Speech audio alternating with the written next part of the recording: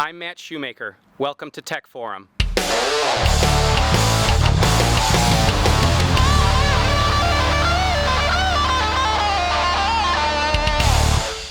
Hey guys, welcome back.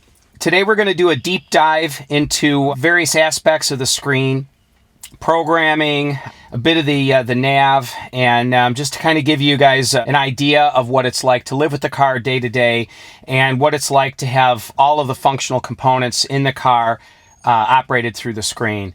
So I'll kind of give you a general walk around and explain what each icon does, how to go into each separate menu and submenu and what they all do. So we'll get started. First off, I'll just explain what you're seeing. P, that's for park. It would say D for drive. If you're driving, it'll give you the speed limit or the speed that you're traveling up in that corner. So while sitting in the car, from your line of sight, that is just over your right knuckles. So it's very convenient to see. This A, that stands for automatic high beams. That's one of the recent updates. So when the headlights are on, you'd have a headlight icon as well as a fog light icon if that's on. And then this A is for, again, automatic high beams. This small lock, that's doors locked. That's locked, unlocked. This little house with the arrow, that is home link. I don't have that programmed at all, but that's set up so as you approach your home, it will open your garage door for you.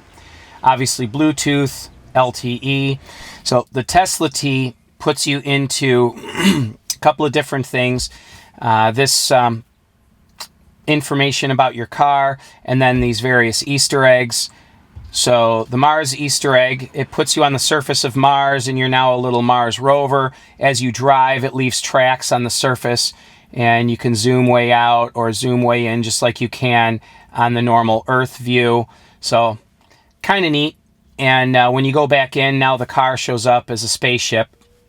And so that's kind of fun. And other Easter eggs do different things that you have to be driving to demonstrate. So we'll leave that for another video.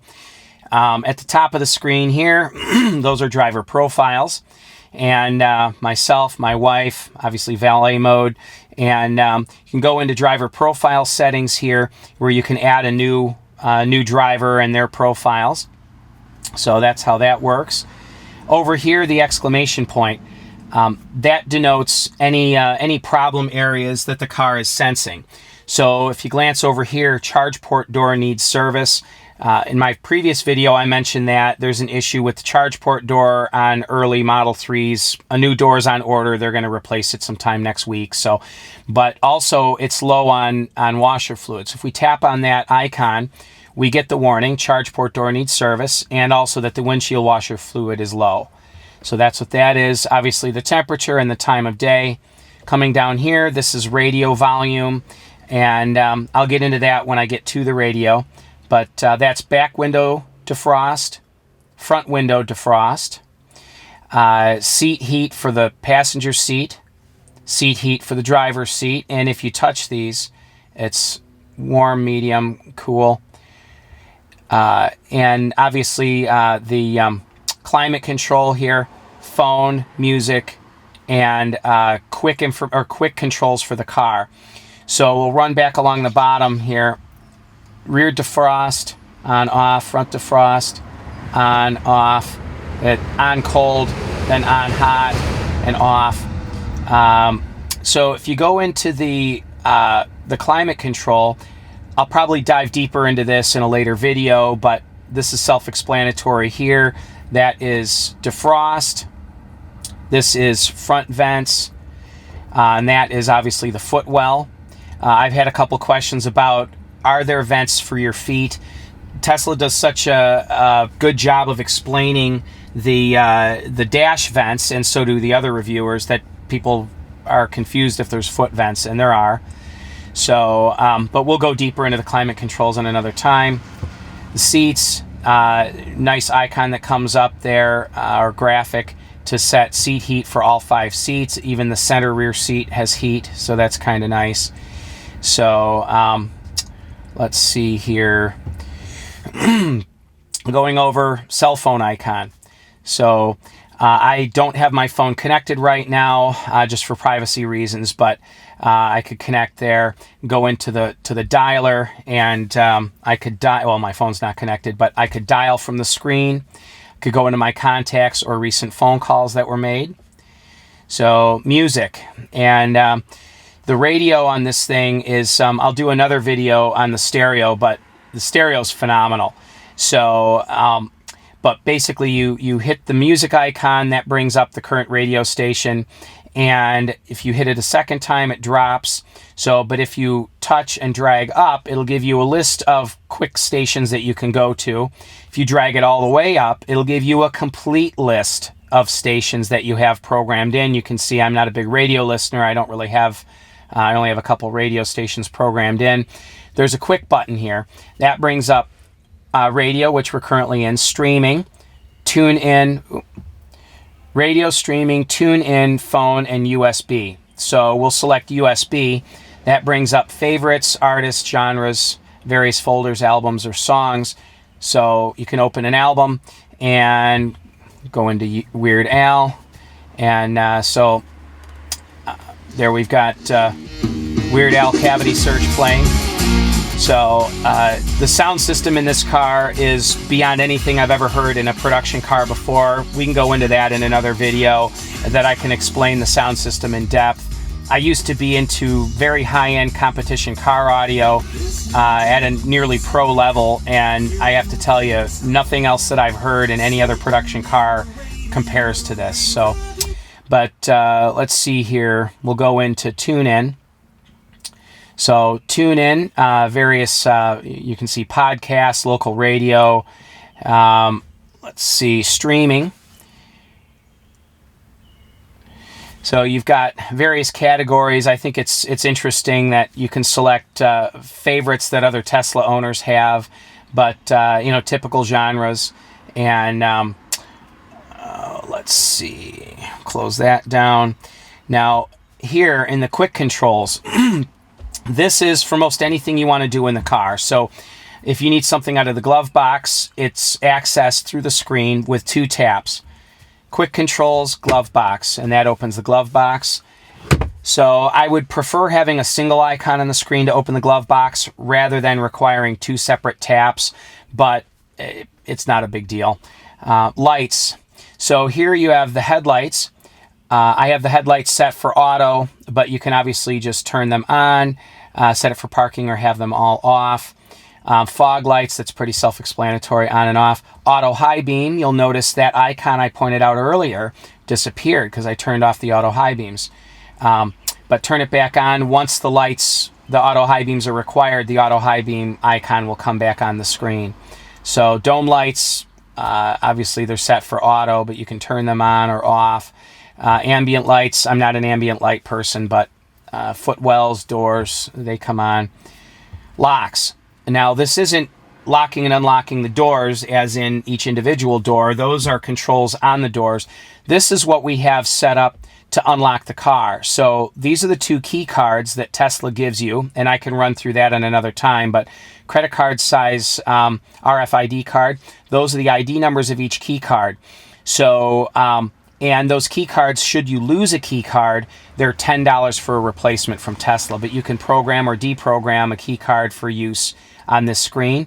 Then there's my phone that's programmed in, and my wife's iPod.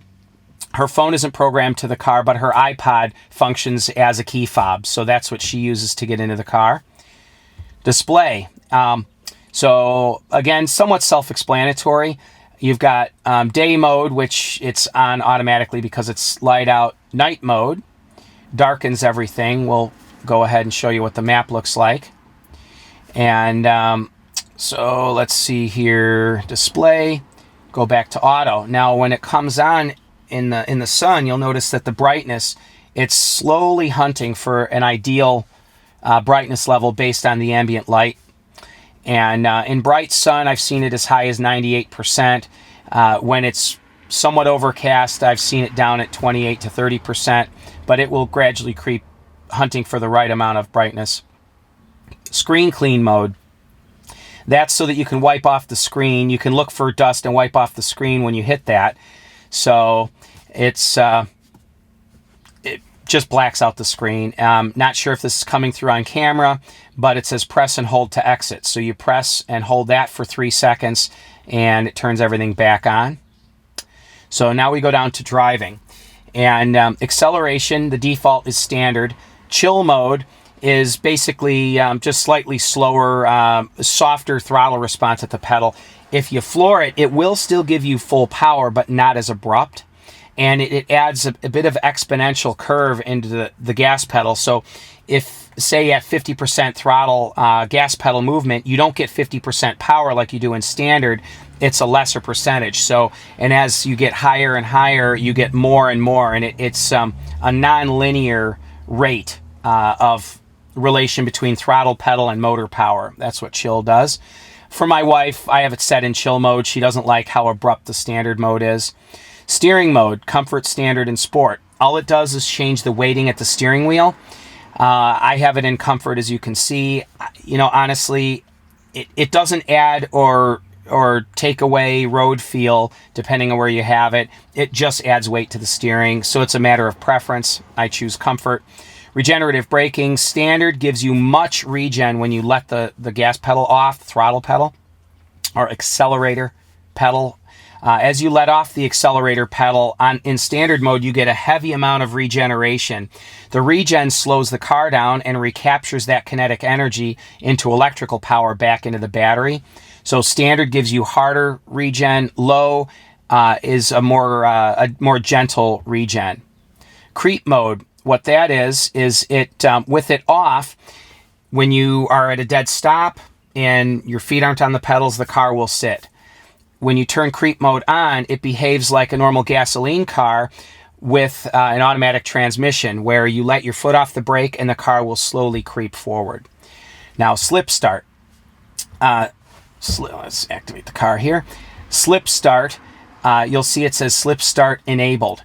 And TC, traction control, is off. And it doesn't really turn off traction control, but what it does is it reduces the amount of interference that the traction control gives.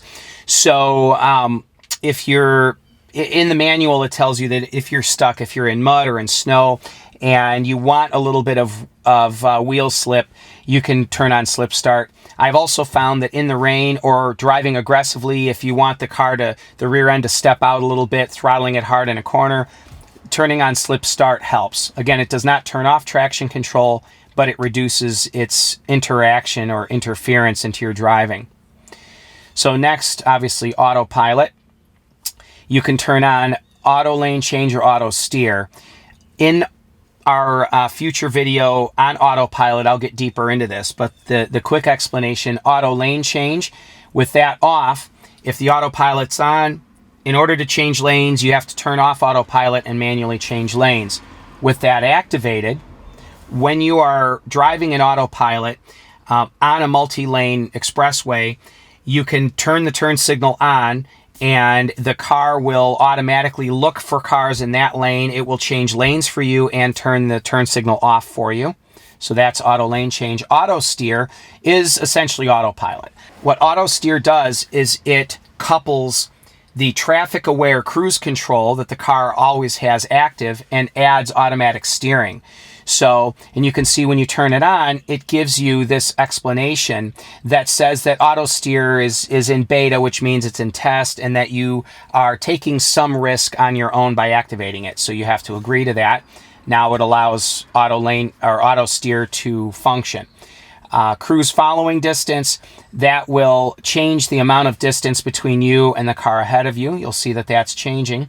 I can also change that up here at the steering wheel. So I can click the right scroll wheel, left or right, to make that change for me so I don't need to reach to the screen for it. So now we'll go into safety and security. This is obviously a pretty basic screen. The car's in park. And you can turn the car into neutral. From here, you can also do it from the shifter control here on the column. Power off powers the operating system of the car completely off in a deeper way than just resetting the screen would do. And I'll get into screen reset in a moment. Service mode. Service mode gives you wiper service mode, and you turn that on and the wipers go up part way in order to change the wiper blades, because otherwise they're tucked underneath the hood for aerodynamic purposes. Turn that off and they go back down. Headlight adjustment. You can electrically adjust the headlights, not a lot, but a very small amount, by using the left scroll wheel. I'm not going to change it because I have them set where I'd like, but this would be the left headlight and right headlight. You can switch back and forth between them. So you can adjust the left and right headlights independently, and that's up, down, left, right adjustments for the headlights. Towing. You hit towing, and it gives you an explanation that in order to enable transport mode, you have to have the brake on, but this is basically if the car needs to be towed. We can cover that in another video, but that's what comes up when you go into towing. Owner's manual. Pretty interesting. What I find fascinating, though, is if you're having a problem with the screen coming up, you can't access the owner's manual, so that's a little bit strange. There is a paper owner's manual that they give you in the glove box that gives you some basic things as well, and you can call up the owner's manual from the web. But assuming your screen's working and you can open it, then you can go through and select various things. You'll notice I was in charge connectors previously looking something up, but we can go right into owner's manual. You've got overview, and it's very comprehensive. So you've got interior overview that explains everything, and let's see, you've got the charge adapters, let's see, general information, and it's a very comprehensive manual. And it explains a lot of technical aspects of the car. This is in the charging section, and more than you really would think that you would need to know. So let's see here. We'll go back into owner's manual and opening and closing.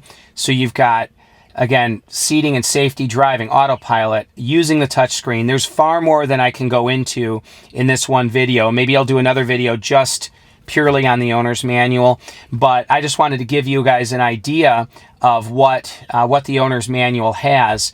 And so using the touchscreen, maintenance, specifications. Specifications is kind of interesting. Wheels and tires. So we have 18-inch, 19-inch, depending on what you have. It gives you some specs there. The lug nut torque and the socket size, jacking and lifting information. It explains the jack points. And I mean, just really a wonderful, comprehensive run-through of every aspect of the car. If you've got a glitch on the screen, which does happen periodically, the car does function much the same way a cell phone or a tablet computer would function. So there are occasions where you'll have some issue with Bluetooth or with the nav or something, and you want to cycle the screen on and off. What you do is you put both thumbs on the thumb wheels, push them both in and hold them down, and the screen powers off. And it takes a few seconds. You'll see the Tesla T come up in gray, and that lets you know that the screen is cycling itself back on. So there's the T, and just a few more seconds, the screen's back up. It is very quick to restart, and that will solve, music comes back up. But that will solve any glitches that you have. Quite often, just recycling the screen will solve it. My charge port door error came back up, so it does remember errors and faults. Now, this left quadrant of the screen is all driving information. And this is to open and close the charge port door. The open for the rear opens the trunk. Unlatches, I should say. The both front and rear trunk manually open and close, but you unlatch them from the screen, open for the frunk. That button turns on the backup camera, so you can see my messy workshop in the background there. So at any time when you're driving, you can turn that on. This is charge status. Now you can also activate that from up here. If you touch that, it'll give you the exact same status. So while you're in here, you can set your charge current. 30 amps is the most you're going to get out of a home charge cord anyway, but you can set that up if you'd like. If you've got a a hardwired wall charger, you can go up to 48 amps, but the normal plug charger for 240 won't go above 30 amps, so I never worry about that. Scheduled charging, you can turn that on. I have it set for 12 a.m., so you can get home from work, plug the car in, and it won't start charging until that time. That's useful for taking advantage of off-peak charging times. So we'll shut that off. Paid supercharging. I supercharged one time, and that was in Rolling Meadows, Illinois, Tuesday, May 22nd, 9:25 a.m., and I spent $2.16 supercharging. So here you see the battery. Now, this is a technical schematic of the car, and this entire section here is the battery pack under the floor. The green section is how much charge is in the battery, and that white line is the battery charge limit that I have set. So we'll hit that. Now, you can move that line wherever you want it to charge up to. So, and it's Tesla gives a wonderful guide here. For daily use, you want to set it between 50% and 90%. And then from 90 to up at 100%, that's for trips. So you can set it all the way up if you're going on a trip. I'll go deeper into this on the future video where I describe use and care of lithium batteries. But basically, the long and short of it is for daily use, you don't necessarily want to charge it all the way to 100%, nor do you want to discharge it all the way. You want to save the upper part of the charge and the lower part of the charge for just occasional use. It's much healthier for the battery to keep the top 20% and the bottom 20% of the charge in reserve for if you need it. So I have my daily charge limit set at 80%. So what will happen is it will charge up to that point and cease charging unless I set that limit higher. So now that I'm done, that's set. I have 231 miles of range currently at the state of charge I have. So you can see that when I charge it all the way up, it would give me well over 300 miles of range. So that's that. This is the voice icon, and you'll notice that as I talk, it's reading the words that I'm giving it.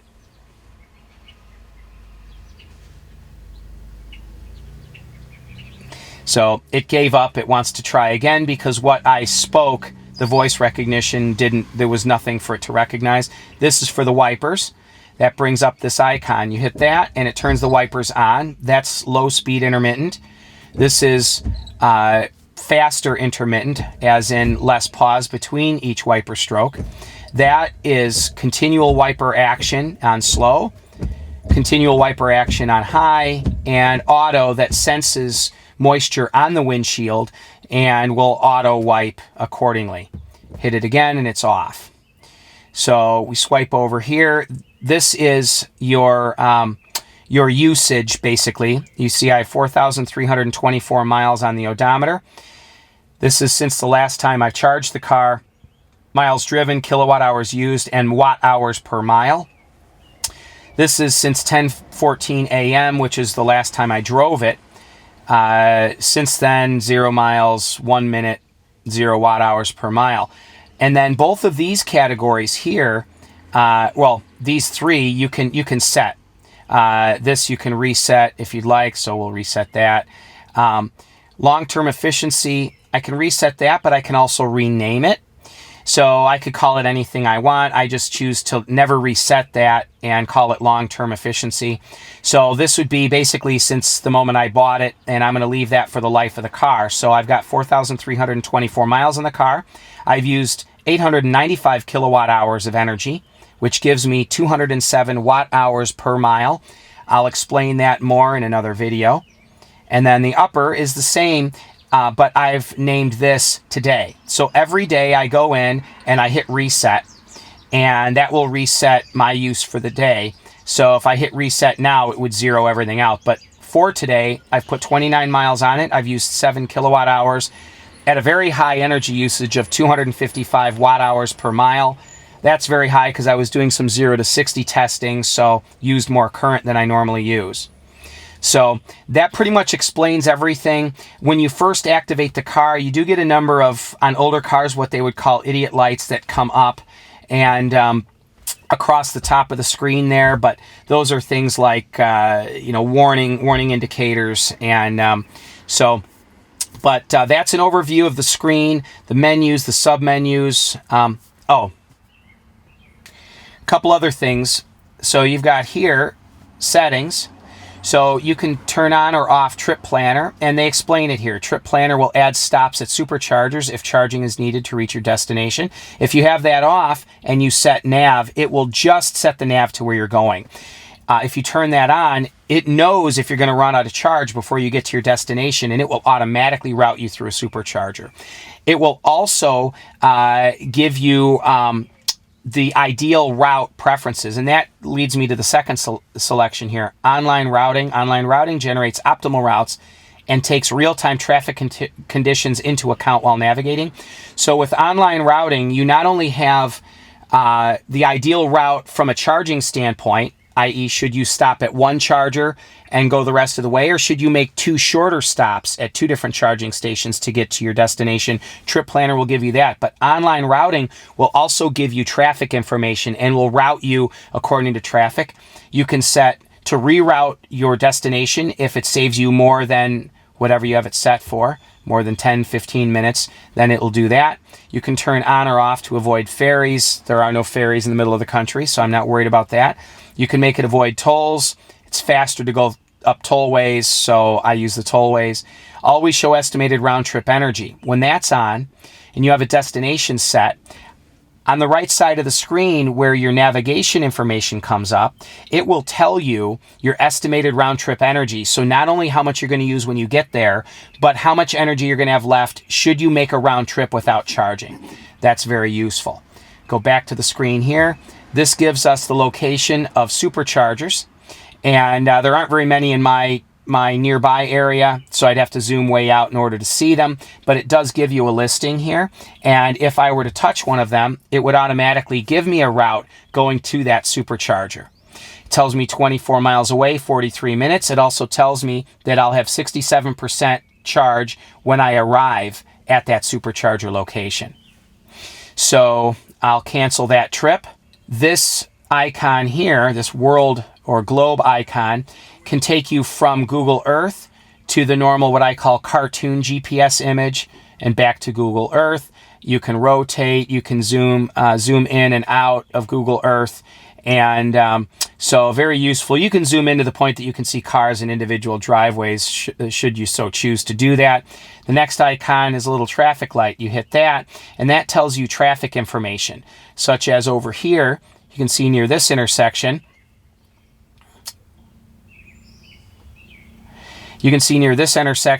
you've got green and orange lines. Green means normal flow of traffic. Orange means there's a potential for backup in that area, that traffic is known to back up in those areas. So it's helpful to see if traffic is light or heavy in a given area, and that will work on either the standard GPS or the Google Earth. You can turn that on and off.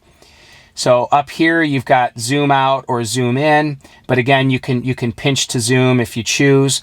This icon here, that changes your view. Right now we've got it set where I am aimed, you can see southwest basically, and but if we hit that, it zooms me up, but also you can change the orientation. So this is now north is up and my car is aiming southwest.